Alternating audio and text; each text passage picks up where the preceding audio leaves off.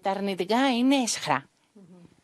Δεν με ενδιαφέρει αν κάποιος πει ότι «Άκου, εκτίθεσαι, μπορούμε να λέμε ό,τι θέλουμε, έχουμε ελευθερία λόγου». Να σκεφτούμε λίγο. Μπορεί αυτό που θα πούμε να πονέσει τον άλλον. Δηλαδή ο άλλος που θα μου γράψει «Λυπάμαι το παιδί» και θα το δικαιολογήσει με το ότι έχει ελευθερία λόγου. Λυπάται το παιδί γιατί εγώ είμαι παχύσαρκη και δεν ξέρω κι εγώ τι. Δεν είναι. Είσαι απλά ένας κακιασμένος ψυχοπαθής και θα χρειαστείς βοήθεια στη ζωή σου. Υπάρχει τρομερός εκφοβισμός προς τις γυναίκες. Είναι πάρα πολύ τρομακτικό και να πρέπει να αντιμετωπίζουν αυτό το πράγμα. Είναι όχι απλά κακοποίηση.